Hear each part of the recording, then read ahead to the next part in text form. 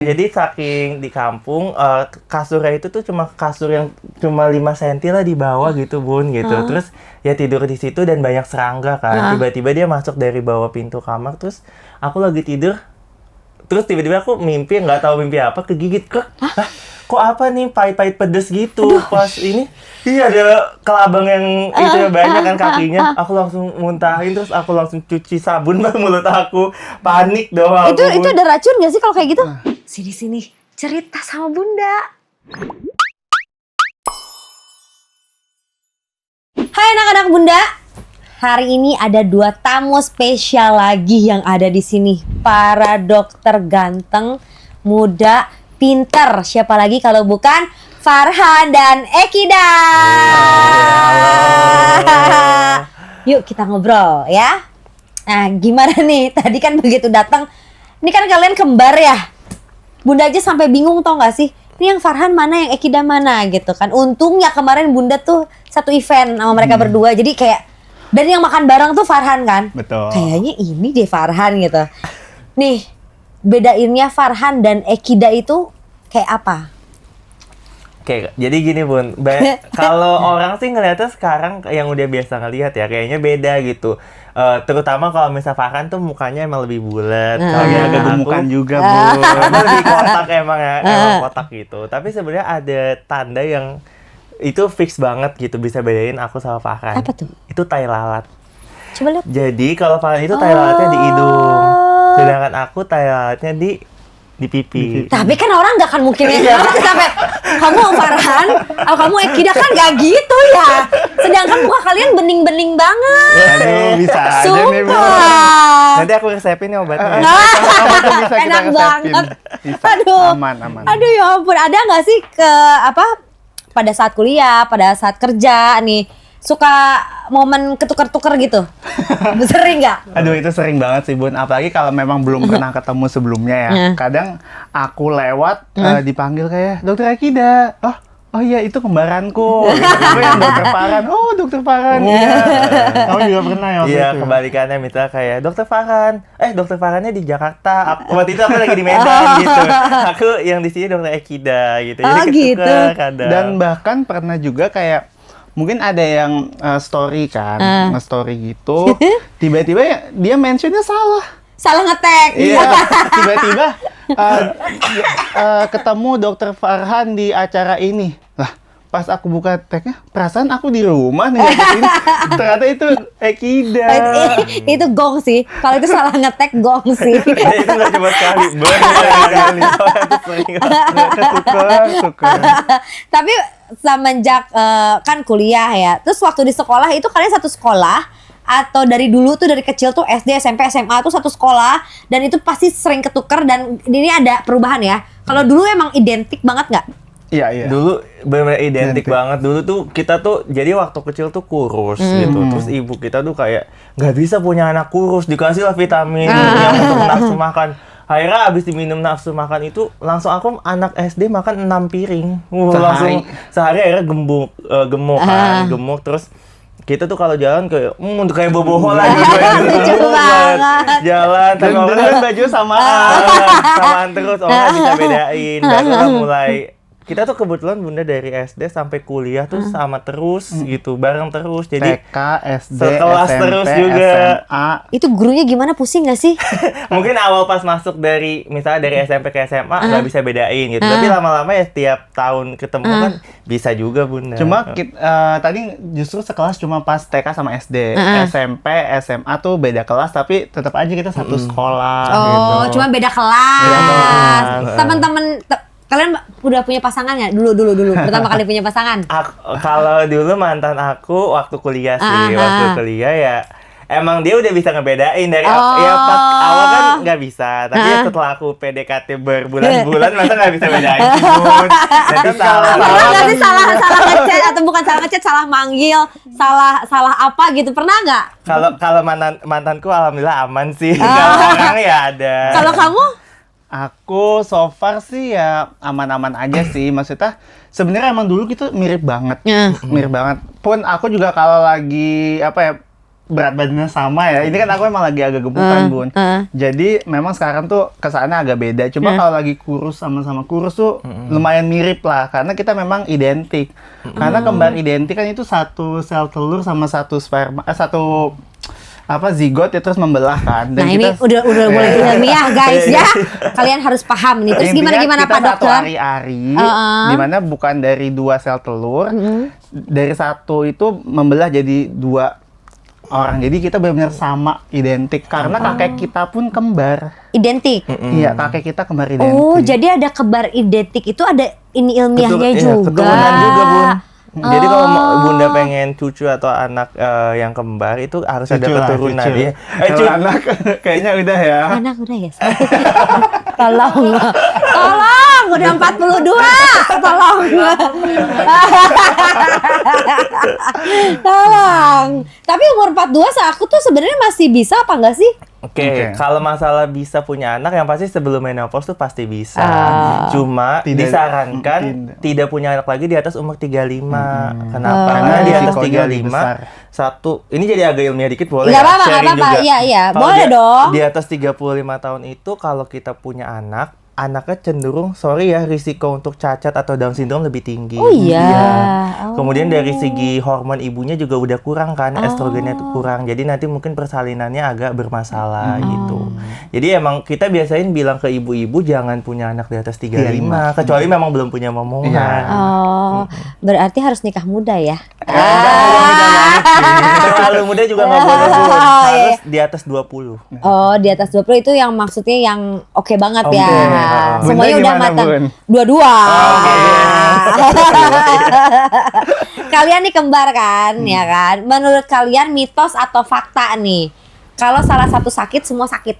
Ini jawabnya bareng ya? Iya, Coba iya. ya. 1, 2, 3. Mitos. Oh. Nah, dulu sih sebenarnya waktu kecil, memang itu sering banget, Bun. Misalnya aku kena batuk pilek, dia kena batuk pilek. Terus misalnya kena tipes juga. Cacar Itu kan juga. menular memang. Iya, jadi justru kita kena karena itu penyakit yang menular gitu. Karena Justru kalau kembar tinggal bareng ya mudah untuk penularannya. Justru kalau sakit-sakit yang nggak menular itu beda-beda. Aku orangnya sakit mah, dia orangnya tuh punya alergi. Jadi beda sebenarnya.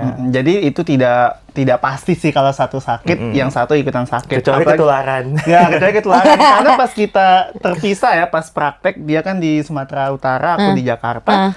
Aku sakit muntaber, dia sakitnya apa? Kayak gejala tipes Gejala gitu. tipes, Tapi beda. dua-duanya sakit. Tapi iya sih waktu itu. Samaan nggak? Oke.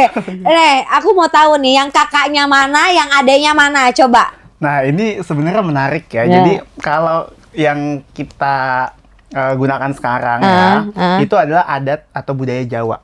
Jadi kakaknya itu aku, Farhan, sebenarnya lahirnya bukan lebih dulu, tapi Ekida duluan yang lahir. Nah, kalau di adat Jawa itu menariknya adalah ketika kita punya anak kembar, justru anak yang lahir duluan akan jadi adik. Oh iya. Karena kalau dari budayanya filosofinya si kakak mendorong adiknya duluan ngalah. Jadi kakaknya tuh udah berbesar hati, kamulah keluar duluan ke dunia. Biarkan kamu merasakan realita dunia itu seperti apa. Nah, padahal dokternya kan kita sesar ya, jadi tergantung dokternya ambil yang mana. Padahal kita sesar. Dan kalau misalnya lahiran normal kan yang duluan kan. Nah, kalau sesar berarti yang dipegang dokter itu berarti itu yang adiknya. Oh my god. Tetap aja ditukar sesuai budaya. Iya. Kasihan juga ya tuh bocah. Lagi banget kita cuma beda 2 menit. Oh, 2 Sesar soalnya. Kalau 2 menit sesar bukannya langsung harus ada jeda? Iya, ada di ya pokoknya sesar itu kan rahimnya dibuka. Terus diambil, terus kan harus ada ini namanya ini tindakan awal pada saat baru lahir kan, terus baru yang kedua gitu. Jadi nggak langsung tarik dua-duanya nih. Oh, kirain aku gitu. Dok gitu. Karena kan aku semua normal. Jadi belum ada. Keren. Terima kasih. Luar biasa ya.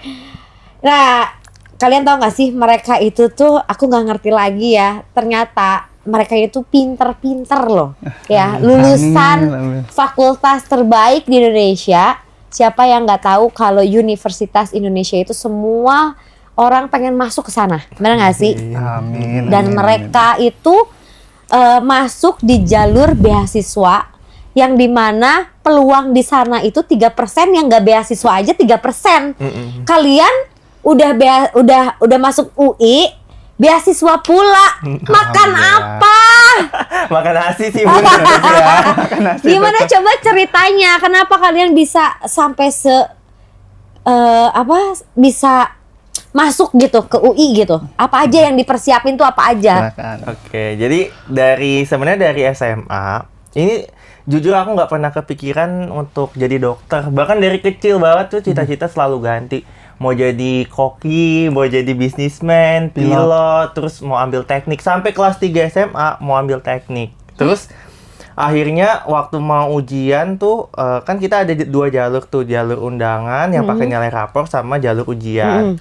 Itu pokoknya orang tua tuh ibu sama bapak ngebuat banget, udah jadi dokter aja gitu. Justru karena di keluarga besar kita nggak ada yang dokter, jadi kayak pengen lah ada anaknya yang jadi dokter. Bapak ngasih petua gini katanya, Dek, mumpung adek bisa, adek kan jago gitu, pinter, bisa lah masuk ke dokteran. Nanti niatnya tuh bantu orang-orang susah, karena dulu bapak dari kampung tuh di Karanganyar, ada dokter yang suka bagi-bagiin obat, jadi dia terinspirasi lah. Adek nanti jadi dokter yang jangan cari uang ya, tapi berbagi gitu, mengabdi. Masya Allah. Akhirnya dari situ, tapi aku tetap aku nggak mau jadi dokter Pak, maunya teknik gitu. Terus kita main deal-dealan nih, kan ada 2 jalur, jalur undangan sama jalur tulis ujian. gitu, ujian. Ya udah gini, yang jalur undangan aku pilih dokter, tapi seandainya aku nggak keterima, aku boleh ya ikut jalur ujian ambil teknik gitu. Jadi kita deal-dealan, masuk ke yang mana nih gitu. Terus ya mungkin karena doa orang tua juga, rezeki juga, akhirnya alhamdulillah keterima jalur undangan gitu. Masya Allah, keren banget. Tapi ini dua-duanya. Dua-duanya Tapi undangan. kalau aku itu sebenarnya awalnya pengen kerja kantoran. Dulu tuh kepikiran karena meskipun kuliah SMA itu IPA ya, cuma kan ada lintas minat ekonomi. Terus tuh ngelihat orang yang kerja kantoran ya, kayak pakai dasi, pakai jas, kemeja gitu, kayaknya enak gitu. Terus lunchnya ya, makan siang tuh di mall sama teman-temannya ngobrol. Terus ngelihat X-mood. Terus ngelihat abis kerja kok bisa shopping dulu di mall, belanja banyak, kan kayaknya enak gitu loh. Ya namanya anak SMA ya, belum apa-apa ya. Terus jadi pengen sempet ambil akuntan sebenarnya, ekonomi juga. Tapi kalau aku dari ibu sih, ibu bilang gini, Mas Farhan, Derehan, kalau kalian berdua mampu, kenapa enggak untuk ambil jurusan kedokteran? Dalam hal intelektual kalian bisa, ibu, bapak juga udah siapin uang buat kalian. Meskipun pada akhirnya alhamdulillah beasiswa ya. Kenapa nggak diambil? Sedangkan banyak orang yang mungkin ada yang pengen masuk ke dokteran, tapi mereka itu terkendala mungkin dari biaya, kemudian terkendala dari pengetahuan juga, dan lain sebagainya, faktor-faktor yang akhirnya bikin mereka nggak bisa masuk. Terus akhirnya mikir juga, oh iya ya, lagi pula dokter itu kan pekerjaan yang mulia, bisa bantu banyak orang, why not gitu. Dan pas kita terjun ke dunia kedokteran, ternyata memang passionnya di sini. Oh, ternyata memang udah jatuh cinta. Iya, jatuh cintanya di akhir. Nggak nyesel. Nggak nyesel. Keren banget sih. Jadi restu orang tua itu memang alhamdulillah sangat-sangat membantu kita. Ada nggak sih, kan kalau ujian itu kan pasti, apalagi kedokteran ya, itu tuh nggak mudah loh yang aku tahu. Terus bikin stres juga. Pernah nggak sih bikin stres kayak gitu? Pernah banget. Aku dulu waktu masih mahasiswa tuh berat badannya benar-benar gede, naik banyak banget gara-gara stres. Jadi kita tuh Kok aneh? Jadi Stres kok jadi gede ya, kalau gua stres turun loh. stresnya itu gara-gara kan misalnya ujian, kita tuh biasanya belajar dari pagi sampai pagi lagi. Misalnya nih kita belajar dari jam 6 pagi, itu belajar terus sampai tidurnya jam 3 pagi, jam 4 pagi, ujiannya jam 8 gitu. Kamu ngapain aja itu? Itu kita harus pelajarin banyak Bun. Jadi Bun, ujiannya tuh karena kita ini agak kalau di kedokteran tuh tertekan Bun. Kalau kita nggak lulus ujian, kita lulusnya mundur bisa 3 bulan, bisa 6 bulan. Makanya pengen lulus sekali gitu. Jadi nggak ngulang-ngulang lagi gitu. Makanya ya belajar Effort banget. Effort banget. Dan Luar mungkin biasa. orang ngira kalau anak kedokteran itu ujian doang, belajar doang. Justru di dalam kuliah kedokteran itu organisasi atau badan untuk kita aktivitas itu banyak banget. Oh iya. Aku aja dulu selama kuliah juga ambil 3 organisasi. Dia juga ambil Aku ambil banyak. 3, ambil BEM, tim bantuan medis sama AMSA gitu. Jadi Nah. udah 3 organisasi, kuliah, ujian, tambah ngevlog waktu itu ngonten. Jadi wah, multi talent lah kita semua. Itu makan waktunya banyak banget. Kamu bisa sih ngatur waktunya udah. Wah, udah deh aku nggak ngerti lagi guys sama mereka. Nggak ngerti lagi aku. Tapi Bun, gini loh, sebaik-baiknya kita mengatur waktu, tapi memang ada di mana itu waktu benar-benar habis karena kan 1, 2, 3, 4 dan lebih hal yang harus kita jalani dalam satu waktu. Karena organisasi banyak, ada konten juga, ada harus ujian. Itu udah ngonten pada saat mahasiswa. Udah. Kalian ngonten dari kapan? Aku dari 2019 mulai YouTube. Tapi lucunya dulu aku YouTube-nya itu bikin konten ngevlog video makanan, food vlogging. Kok nggak nyambung? Terus apa awalnya kalian tuh alasannya bikin konten apa? Padahal itu masih kuliah kan? Masih Alasannya kuliah. apa alasannya? Jadi gini, waktu kuliah kan mungkin di SMA aku lumayan yang kayak bersinar, maksudnya cara prestasi. Tapi begitu kuliah ternyata di atas langit masih ada langit gitu. Jadi sadar bahwa ternyata yang jauh lebih pintar dari aku banyak banget ya. Dan kalau ngambil ranah akademis kayaknya wah susah nih kalau di kuliah. Terus mau ambil ranah seni atau olahraga aku juga kayaknya nggak into ke sana. Terus tiba-tiba suka waktu itu ngelihat vlog makanan gitu, food vlogger. Kok kayak enak ya jadi mereka bisa makan gratis gitu. Terus sambil Siapa? sharing. Aku dulu sukanya Ria SW kalau boleh Oh, tahu. oke. Ria SW. Terus Terus? ya udah akhirnya pengen nyoba-nyoba bikin kayak gitu. Oke. Sempet fokus rutin tiap minggu upload tapi belum rezeki kali ya Bun ya. Itu setahun ngupload subscriber cuma 300-an Di YouTube. 300 biji Bun, bukan 300.000. Oh, oke. Itu tuh aku yang setiap hari yang lihat dia ngedit tuh kayak Deran mau sampai kapan kayak gini? Kasihan banget kamu. Cuma ya udah nggak apa-apa kalau kamu memang suka ngedit, ya udah jadiin itu passion aja. Apapun hasilnya, legowo aja. Di YouTube tuh. Itu di YouTube. Belum ada TikTok. Belum ada TikTok. Terus Belum akhirnya aktif waktu itu juga. 2020 awal itu tuh ada TikTok. Dia tuh bikin konten joget-joget di TikTok. Ya. Nah, jadi Bun sebenarnya aku itu juga ketua dance di FKUI. Gimana ya? Aku Gimana coba? enggak maksudnya coba kamu ngedance coba kamu. Mau dance apa? Gila ya? Lisa kali. Oh iya. Bisa. Ya kemarin dia baru di notice sama Lisa nih, Iya. tapi nanti kita bahas itu. Cuman aku yang nggak habis pikirnya, fakultas kedokteran guys ya, itu tuh kayaknya udah mumet sama pelajaran, tapi mereka masih ikutan sama organisasi-organisasi kayak BEM, sama apa? Dance juga. Dance juga, ketuanya juga, Iya. ya kan? Terus aku juga suka ikut lomba poster ilmiah, karya ilmiah, tulis esai ilmiah. Kamu kayaknya kalau sehari 24 jam kayaknya dibuat dia kurang. Iya, tapi jujur ya, Bun, aku karena banyak kayak gitu pernah ada ujian di mana ini emang sudah ekstrim banget sih. Aku hanya tidur 1 jam. Oh my God. Dalam 24 jam, aku hanya tidur 1 jam. Jadi itu jam 5 pagi ke 6 pagi untuk ujian. Karena memang banyak hal yang harus dikerjain waktu itu. Gila. Wah, itu. Inilah anak muda yang tidak mau membuang-buang waktu. Keren. Nah, kapan nih konten pecah telur kalian ya, yang akhirnya punya views dan jadi momentum kalian punya banyak follower? Tuh di mana dan kapan? Mungkin aku dulu kali Boleh. ya. Iya, coba. Jadi pertama kali kenapa kita main TikTok ya waktu Iya, itu iya, pertama iya. kali? Karena aku kan suka dance. Mm-mm. Aku suka dance tapi kok bingung ya kalau ngedance doang, biasa perform, biasa tampil di acara, ya udah videonya akan tersimpan aja gitu Yeah. loh, nggak bisa di-share ke sosial media. Nah terus ada temen yang bilang, Farhan, lu kan suka dance, kenapa sih lu nggak cobain TikTok aja? Nah, awalnya mikir gini, aduh kalau ngedit di aplikasi gitu nggak ngerti caranya, pakai musiknya gimana. Terus dia bilang, udah ini mah langsung ada musiknya. Nah, akhirnya bikin konten dance. Nah, di situ adalah views-nya, ada. Tapi yang menarik adalah pecah telurnya itu karena konten capit boneka. Kenapa dari dance ke capit boneka, guys? Nah, jadi waktu itu ada konten dance banyak, terus iseng lah, abis main capit boneka, kebetulan direkam, bonekanya itu keambil. Nah, boneka itu keambil, terus tiba-tiba views-nya 100, 1000, 10.000, 100.000. Langsung algoritmanya naik. Dari situ, awalnya posting dance lagi, dan siap dance ada tuh yang ini, Kak bikin gerakan dance lagi dong, bikin lagi. Habis itu pindah ke meme ya, video lucu-lucu.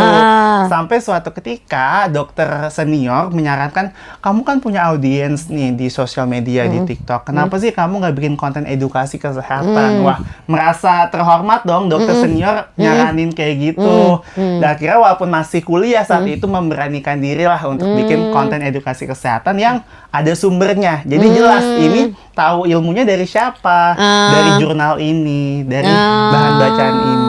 Itu kan kamu dari yang awalnya dance. Kalau kamu? Jadi kalau aku awalnya Dia soalnya yang effort banget yang dapat dia curang. Curang. Jadi karena awalnya dia bikin konten dance. Dulu tuh punya TikTok tuh malu banget, Bun. Ingat kan zaman-zaman itu? Karena kayak ngerasa kayak aduh lebay ya. Itu apa sih yang kayak gini-gini? Aku kan orangnya gak narsis. Kalau si Farhan itu lebih yang kayak dia bisa tuh bikin musikali. Emang dia kan memang kamu ekstrovert. Kamu introvert. Aku ekstrovertnya dikit. Jadi kayak 50-an 60%. 94%. Dia energinya berarti keluar. Iya, energinya keluar. Terus awalnya ngeliat dia minjem TikToknya dia karena malu gitu pakai HP dia. Terus aku dimarahin, "Deh, udah download TikTok sendiri, jangan pakai HP aku." gitu. Akhirnya bikin sendiri. Terus waktu itu kan lagi ada yang kayak kocak-kocak meme gitu, video-video kocak yang video terus dikasih tulisan POV atau apa POV, gitu. Ya. Terus bikin kayak gitu, mulai rame. Terus bikin games tebak-tebakan. Oh, Terus itu dia. pecah tuh waktu itu bikin tebak-tebakan gitu, tebak-tebakan kayak aku bikin games gitu dulu, teka-teki gitu. Terus abis rame, terus ya sama kayak dokter senior nyaranin gitu. Sebenarnya ada dokter influencer juga nih, nggak tahu boleh sebut nama nggak ya? Boleh. Kalau teman-teman tahu di TikTok ada dokter Aiman, Aiman Alatas. Waktu itu DM-an kayak, Kida kamu bikin lah konten edukasi, kamu dokter juga. Mungkin waktu itu kan dia doang, jadi ya pengen punya teman juga. Ya. Akhirnya ya udah bikin, pecah telur. Waktu itu lagi ngebahas, ada yang viral tuh, kayak ada orang nih, dia bilang, kalau misalnya mau sembuh dari COVID, masukin apa ya? Diffuser. Iya, masukin kayak sabun antiseptik itu ke air diffuser biar katanya membersihkan virus. Padahal tuh nggak nyambung gitu, justru malah bahaya. Kamu Aku ngejelasin yang ngejelasin, lah. pecah tuh langsung ditonton jutaan orang. Masuk lambe turah, Bun. Akhirnya nyalip, guys. Tapi aku waktu itu masuk TV.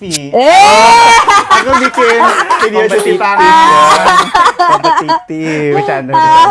Tapi Enggak, maksudnya aku tuh bingungnya gini loh. Mereka kan, ya itulah, maksudnya waktu mereka kan pasti nggak terlalu banyak ya, tapi masih nyempatin bikin konten yang nge-share. Tapi ketika bikin konten itu, orang-orang notice nggak kalau kalian dokter? Ya awal. Waktu itu waktu yang konten yang tebak-tebakan enggak gitu, tapi mulai konten yang edukasi, konten yang jelasin kesehatan itu mulai taunya mahasiswa kedokteran, karena waktu itu kan belum lulus tuh, belum mahasiswa kedokteran gitu. Tapi lebih sebenarnya lebih orang nggak notice lagi adalah ternyata kita kembar. Jadi tuh orang sampai sekarang pun kayak, selama ini tuh ternyata ada dua orang, dua dokter gitu. Dua dokter, jadi kalian ganti-gantian masuk FYP. Pernah nggak? Maksudnya kalian masuk ke kontennya dia ke kontennya kamu, itu pernah nggak? Iya pernah. Ya, tapi selalu bareng sih belum. Oh ya kita coba aja kali ya.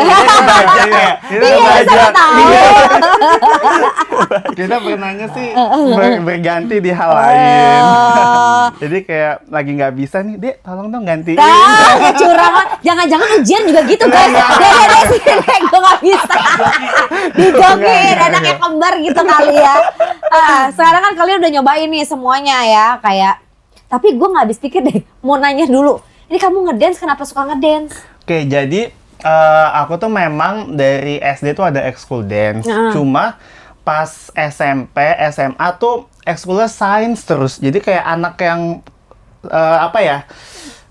belajar banget, yang tanda kutip kutu buku lah ya.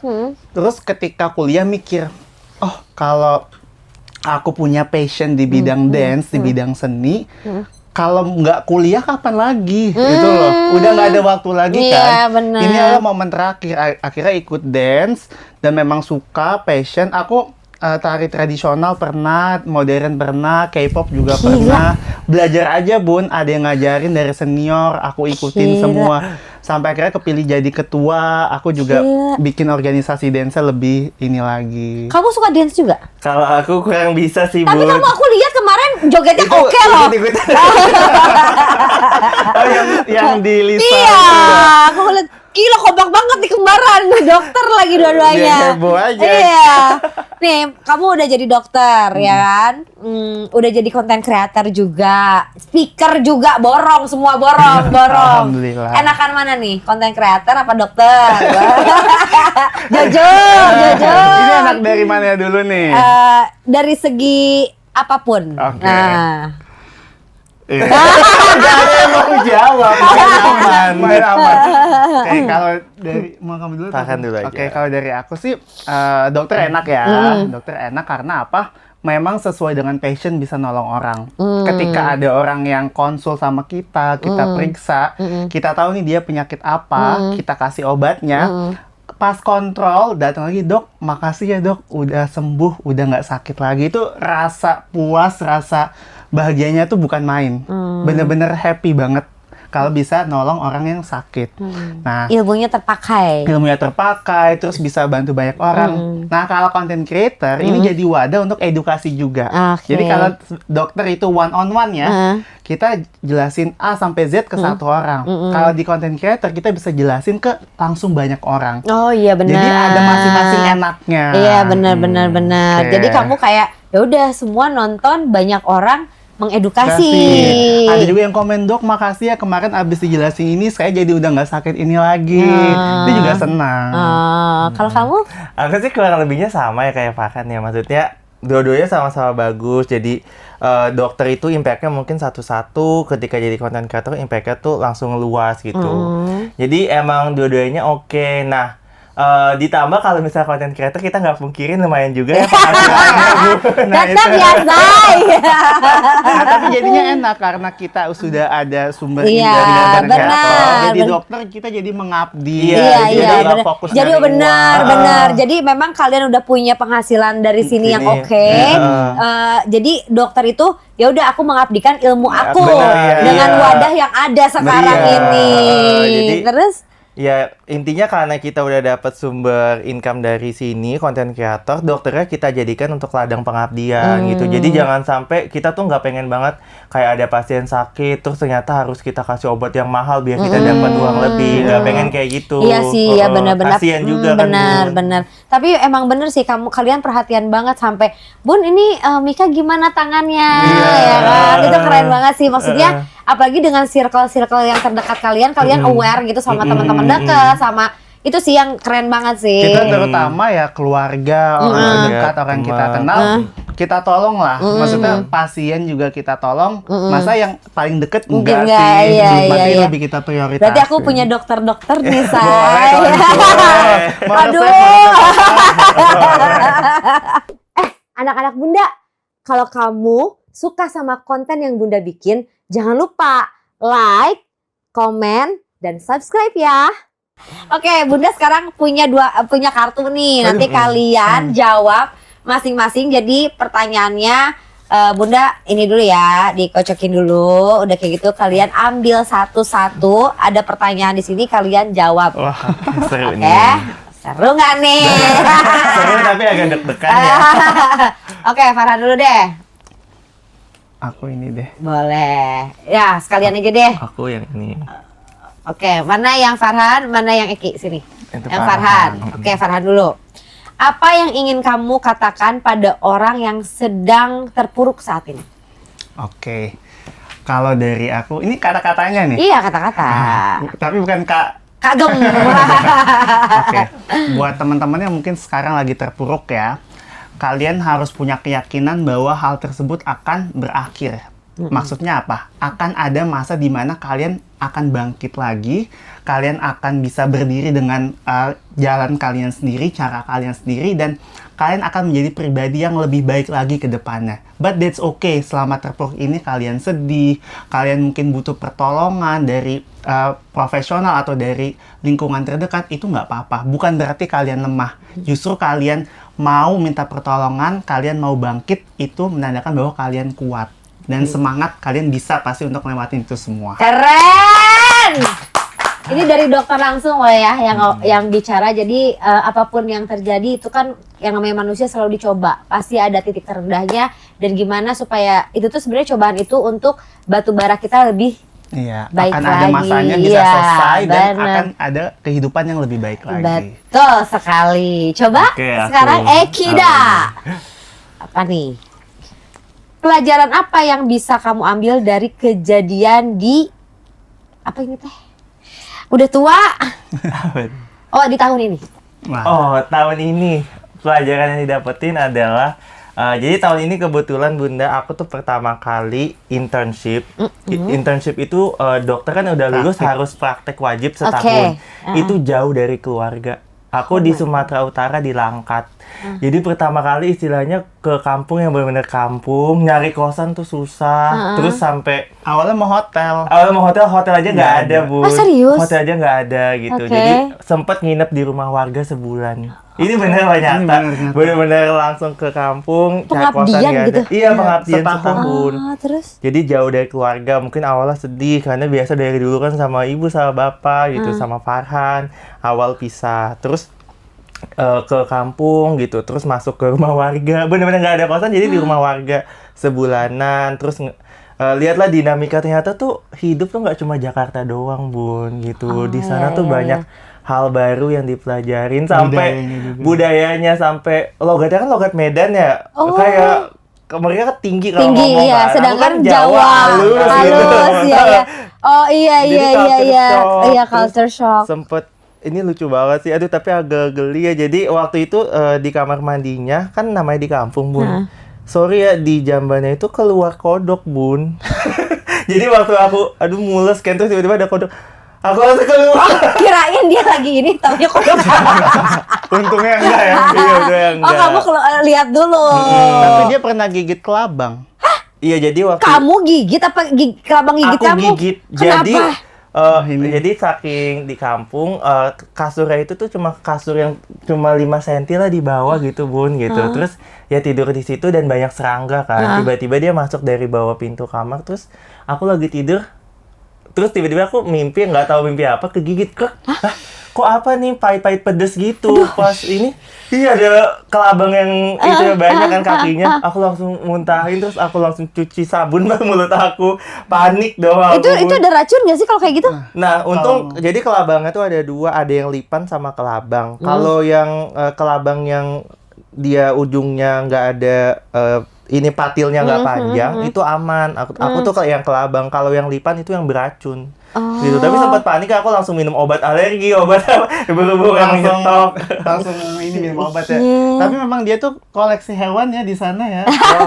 Serius? Selalu ada banyak hewan. Dia selalu fotoin atau videoin. Ini ada hewan ini masuk ke kamar. Nyamuk, laba-laba, kelabang, cangcorang, belalang, cacing. Oh, tapi memang temboknya ini yang kayak apa kayu-kayu gitu. Temboknya itu sebenarnya temboknya bagus, tapi ini atas atapnya atasnya kebuka. Mungkin ini ya di kayak di alam-alam terbuka kayak gitu ya. Ya kan? Iya, masuk. Hitung ini aja, Say. Ini apa namanya? Lagi di villa. Iya. Tapi setahun ya, Bu ya. Jadi benar-benar pelajaran hidup banget sih. Tapi intinya jadi bisa mengabdi ke orang-orang sana. Bahwa kehidupan tuh tidak hanya di perkotaan. Ternyata di luar sana pun masih ada jauh juga peradabannya dari Jakarta ya. Yang berbeda gitu. lah ya. Pasiennya juga baik-baik sih di sana. Ternyata ya meskipun ternyata orang Medan kan kayak apa gitu kan, iya, tinggi ya. Tapi ternyata hati mereka lembut. Jadi kayak ketika mereka konsul, aku obatin, kayak mereka mau terima gitu, meskipun aku bukan orang sana. Gitu. Keren banget. Nah, coba share nih pengalaman unik, kan tadi ada salah satu nih yang unik ya saat jadi praktek dokter. Kan kalau praktek dokter itu pasti ke rumah sakit. Kalau tadi kan pengabdian. Tapi berarti semua dokter pengabdiannya kayak gitu, hampir rata-rata kayak begitu. Kamu juga? Nah, kalau aku kebetulan pengabdian kemarin ditempatin di Jakarta di rumah sakit tentara. Nah, kalau aku masuk ke lingkungan tentara, Bun. Jadi digembleng dong. Tapi nggak ikut militernya ya, cuma pasien-pasiennya itu tentara. Jadi kurang lebihnya cukup tahu kayak pangkat-pangkat tentara itu seperti apa, terus kemudian kasus-kasusnya tentara. Itu belajar banyak juga sih pada saat di rumah sakit itu. Karena di keluarga memang nggak ada yang tentara gitu loh. Jadi tahu lah ya pangkat-pangkatnya dari mana, Terus penyakitnya ada apa aja. Kalau tentara sakitnya apa aja? Nah, kolesterol ada nggak sih kayak gue? Oke, ya kalau penyakit yang sering datang ya karena mungkin pendidikannya juga lumayan berat ya, iya. Aktivitas fisika juga berat. Biasanya itu ada beberapa yang ada kecelakaan. Otot mungkin kayak gitu. Pernah misalkan ada yang ketusuk apa atau langsung. Nah, seperti itu. Ya karena juga aktivitasnya berat, kemudian mungkin daya tahan tubuhnya kadang turun, adalah demam gitu. Oh iya, bisa. Atau ini apa? Sakit mah. Karena kan jarang makan mungkin ya. Karena kan terbatas. disiplin ya, harusnya ini gitu ya. Halo anak-anak Bunda mau ngingetin nih, kalau buku Bunda yang judulnya Maafkan Orang Tuamu, mereka baru pertama kali jadi orang tua. Pre-ordernya dimulai dari tanggal 2 Desember. Jangan lupa ikutan ya. Atau kalian bisa klik link deskripsinya di bawah. Oke? Nah, pengalaman tadi kan pengabdian kalian nih, pasti dong kalian udah kayak gitu pasti praktek di rumah sakit ya. Ada nggak sih, kan di rumah sakit itu kan pasti ada UGD 24 jam ya kan. Nah, katanya ada kriminal, ada horor, terus ada nggak yang unik banget nih? Coba ceritain di rumah sakit ya yang udah praktek ya. Coba. Banyak sih. Dari aku dulu Iya, dari kriminal dulu. Jadi sebenarnya pengabdian internship setahun itu termasuk praktek, Bun. Dibagi 2, 6 bulan di puskes, 6 bulan di rumah sakit gitu. Nah, yang aku seru banget waktu itu di puskesmas itu. Malam-malam, jam 2 malam diketok tuh sama security puskesmas. Dok, bangun. Di puskesmas ada yang ketembak pistol gitu. Wah, itu langsung deg kan. Waduh, terus gimana ya, udah malam-malam deg-degan baru bangun, gimana kalau tiba-tiba nembak ke aku gitu kan. Tadinya nggak mau datang, tapi kan karena dok tapi tolongin tuh, kasihan pasiennya, ya udah tetap datang. Jadi mau nggak mau dokter tuh memang harus melayani siapapun. Nggak dia lihat pandang bulu. Nggak lihat situasi, pokoknya ya udah pas datang ternyata mana yang ketembak pistol. Iya dok, ternyata ini tuh ada tawanan penjara, tahanan yang kabur.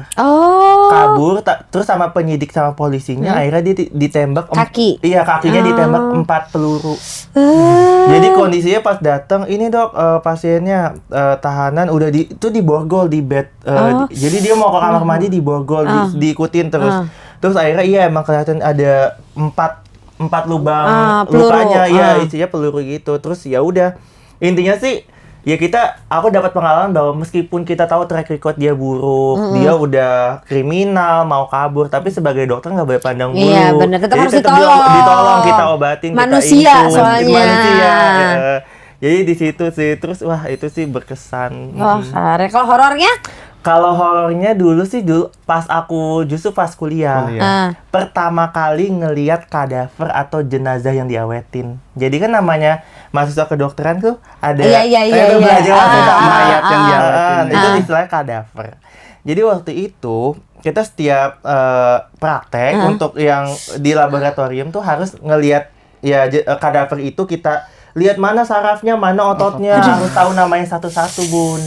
Nah, waktu itu setiap abis itu kita kan ujian tuh. Aku panik waktu itu, panik banget. Jadi pakai sarung tangan cuma setengah. Yang satu buat nulis, yang satu buat megang kadavernya. Tapi karena buru-buru kepegang terus ada yang bilang itu kayak di kuku lo masuk deh si dagingnya kadavor itu.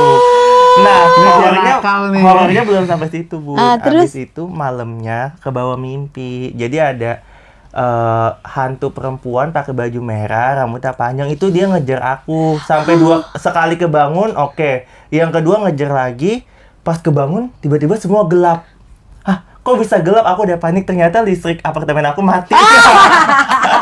Ya, itu memang habis pokoknya. Gitu.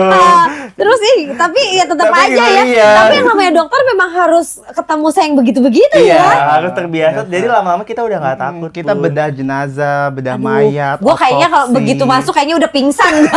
Aku pernah iris jantung, terus ambil otak buat apa? Kita tahu struknya di mana atau penyempitan pembuluh darahnya, serangan jantungnya tuh di mana. Itu dari otopsi kita tahu. Oh gitu. Dan kalau ngomongin pengalaman unik ya tadi ya, aku justru tuh pernah bantu persalinan ya, melahirkan di dalam mobil. Ada lagi. Itu sungsang. Hah? Terus gimana dong? Nah, jadi sebenarnya ada teknik khusus kalau kita mau bantu persalinan sungsang. Kalau dalam mobil itu keadaannya adalah pasiennya, ini aku nggak apa-apa sharing ya. Iya. Pasiennya itu memang udah nggak bisa lagi untuk pindah. Pokoknya udah duduk aja. Jadi ini ini di mobil depan IGD rumah sakit, kita buka, keadaannya tuh kaki bayinya udah keluar. Astagfirullahaladzim. Kaki bayinya udah keluar. Hah? Terus? Jadi memang nyangkut kepalanya. Jadi kaki keluar duluan, otomatis kalau sudah seperti itu udah nggak bisa untuk disesar. Oh iya. Udah nggak bisa disesar, akhirnya kita lakukan penanganan. Ini dibantu juga ada dokter anak, ada bidan dan lain sebagainya. Jadi memang ada teknik khusus kalau persalinan yang sungsang ya atau kaki duluan itu. Jadi kakinya itu akan diambil, terus nanti ditarik ke atas. Nah, terus tinggal disanggah, kepalanya akan keluar. Gitu. Dan itu faktanya adalah ternyata si ibu itu udah nggak kontrol kehamilan dari bulan ke-5. Jadi udah nggak tahu itu umur keberapa. Tiba-tiba keluar. Itu udah anak ke-5 juga kalau nggak salah. Jadi dia kayak udah terbiasa aja, udah biasa gitu kan. pengalaman di mobil kita kayak Masya Allah. udah nggak bisa dipindahin juga, itu udah susah. Untung selamat ya Untung selamat, alhamdulillah selamat, sehat dan masih hidup hingga sekarang. Masya Allah, keren banget. Aduh nih, aku mau ini nih. Biasanya kita tuh kalau sakit, orang-orang kalau sakit pasti kan suka kalau nggak BPJS ya kan, atau asuransi masing-masing. Nah kalau dokter sendiri kalau sakit, itu ada nggak sih BPJS-nya atau dia ngobatin sendiri atau kayak gimana? Kayak misalnya gini, tukang cukur dia nggak mungkin kan nyukurin sendiri. Nah kalau dokter ini dia, kalau kamu kan enak, dek tolong dong dek, kakak tolong dong kak, gantian. Nah tapi kalau misalnya yang di luar sana kan nggak ada yang kembaran kayak kalian, gimana tuh? Jadi kalau misalnya dokter sendiri, mungkin kalau misal orang kantoran tuh kadang punya asuransi atau paling dikasih BPJS sama perusahaan. Justru dokter sendiri itu nggak dapat BPJS. Kita bayar BPJS sendiri pun gitu. Tetep ya? Tetep bayar mandiri, bayar sendiri gitu. Oh iya? Nggak ada, dari pemerintah tuh nggak ada. Jadi kalau misal mau berobat ya kita jadi pasien, benar-benar harus antrinya tuh sama. Kemudian ikutin alur-alurnya tuh semua sama. Serius? Gitu. Serius Bun, jadi nggak ada privilege mentang-mentang dokter lebih cepat, nggak ada, sama aja. Dan kita juga pakai BPJS kok. Oh gitu? Buat rawat jalan gitu.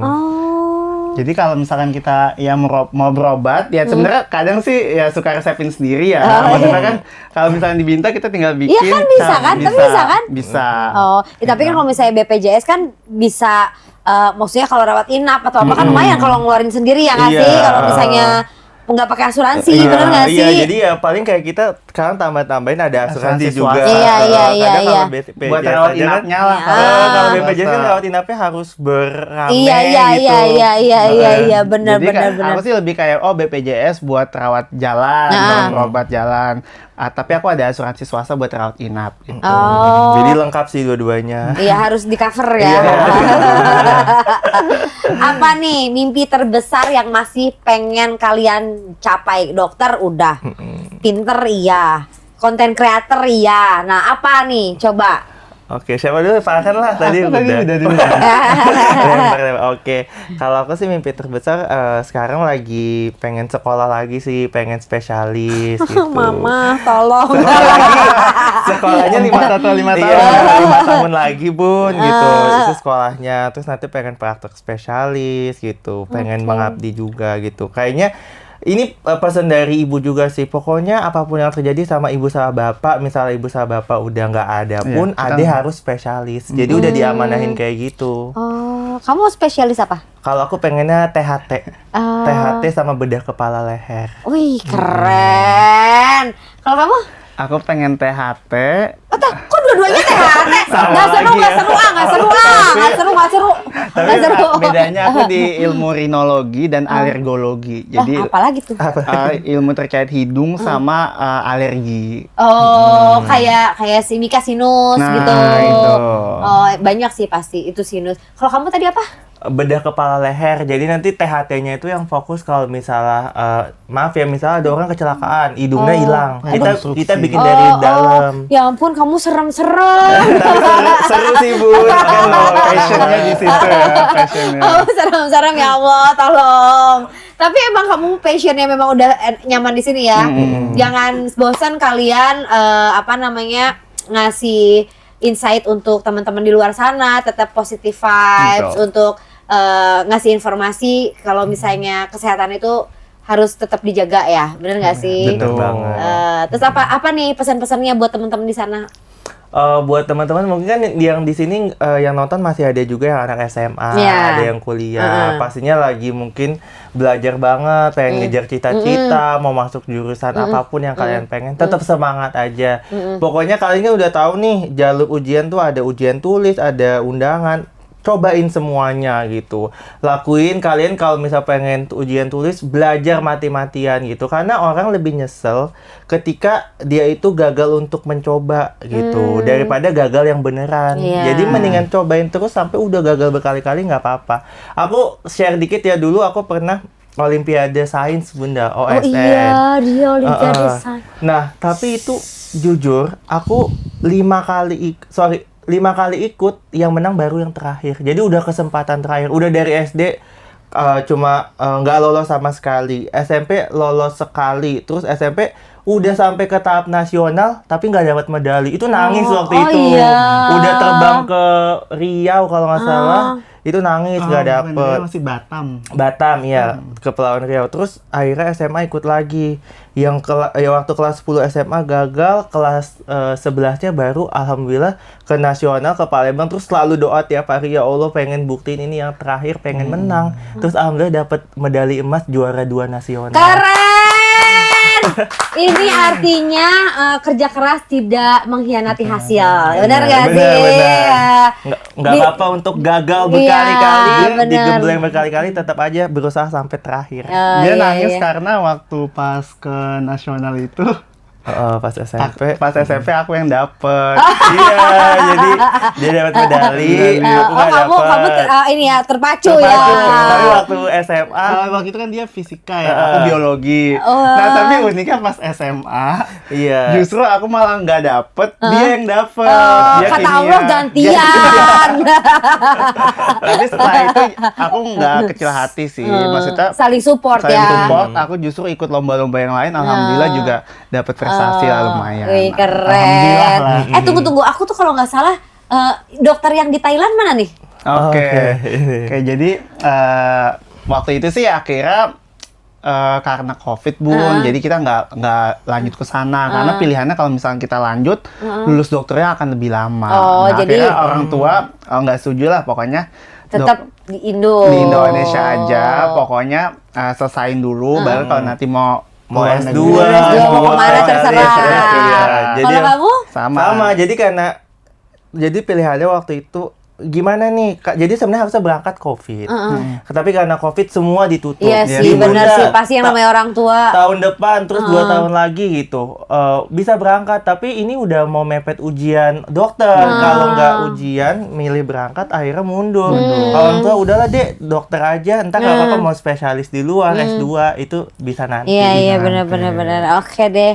Makasih banyak loh. Ini udah berasa ya, udah berapa lama kita ngobrol sama dokter-dokter ganteng, dokter-dokter pinter yang suka mengedukasi kalian juga. Makasih loh Ekida, terima kasih Farhan.